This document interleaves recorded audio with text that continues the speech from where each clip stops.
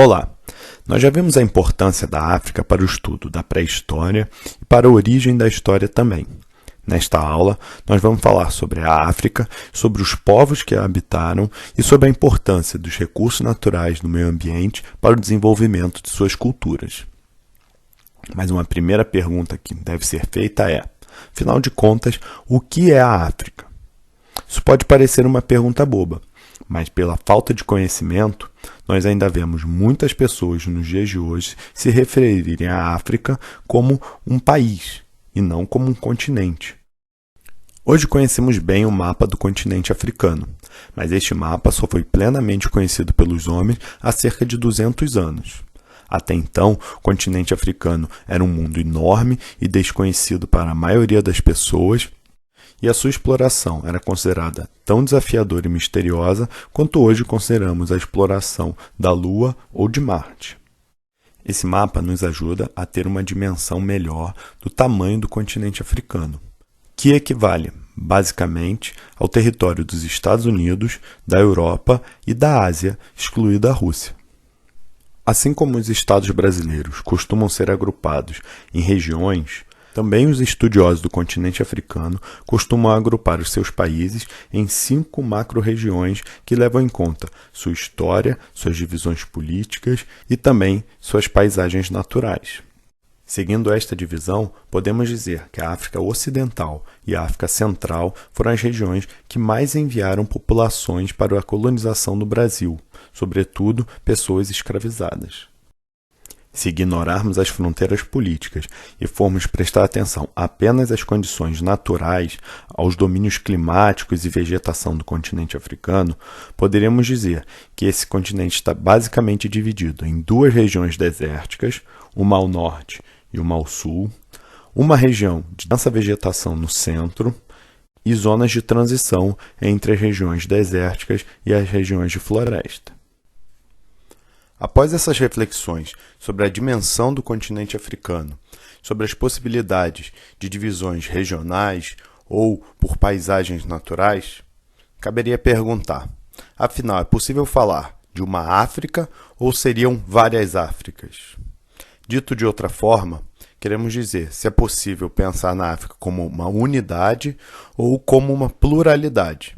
Especificamente sobre uma unidade cultural ou uma pluralidade cultural. Isto nos remete diretamente à questão do enfoque.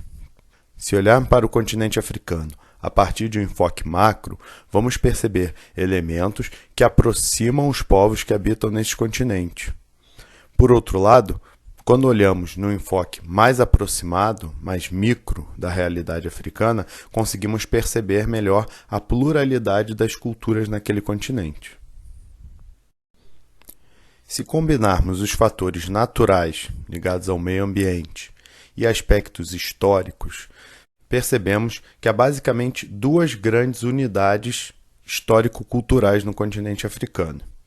A primeira abrange uma região, todo o norte da África. A primeira delas seria uma região que abrange todo o norte da África e que se soma também à região do Oriente Médio, tanto em características naturais como em aspectos históricos e naturais.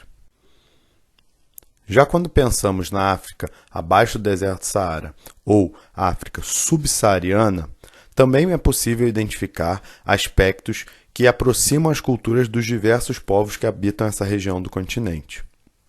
Devido a um processo de mais de 2.000 anos de expansão e migrações dos povos bantus, originalmente situados na região do Golfo da Guiné, utilizaram-se de tecnologias como a metalurgia para garantir a sua expansão, migrações e conquistas por toda a região da África subsaariana indicada no mapa. Somado à tecnologia da metalurgia que lhe permitiu domínio sobre os outros povos, os bantus levaram também suas línguas, gerando uma grande família linguística dos povos da África subsaariana e também disseminaram e unificaram vários hábitos alimentares destes povos, como o consumo do inhame, do quiabo ou do sorgo.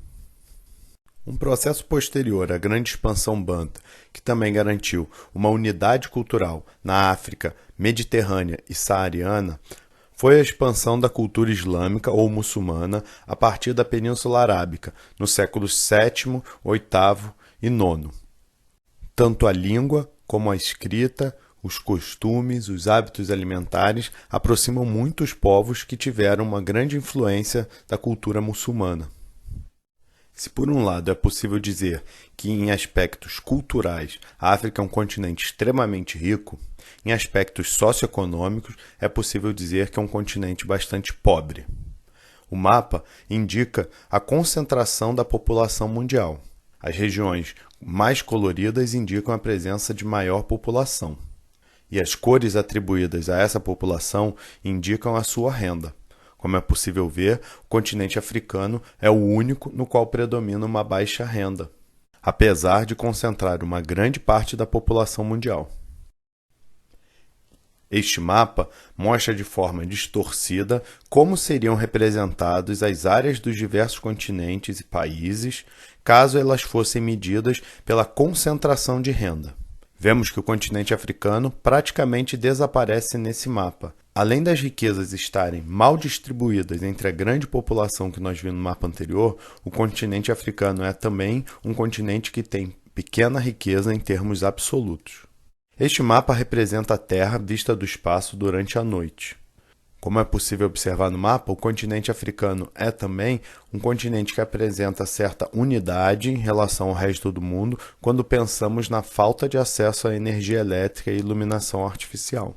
Muito parecido com o mapa anterior, este mapa apresenta o uso de internet no mundo. As cores representam não só o acesso à internet, como também o tempo médio de uso nestas regiões. Cabe observar que a América Latina, apesar de ter muitas áreas de exclusão digital das suas populações, apresenta os índices mais elevados de uso da internet, o que indica também um uso pouco consciente desse recurso.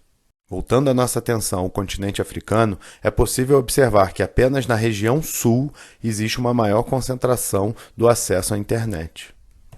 Para finalizar essa nossa aula baseada em mapas do continente africano, cabe observar este mapa que mostra um aspecto bastante cruel da realidade africana nos dias de hoje.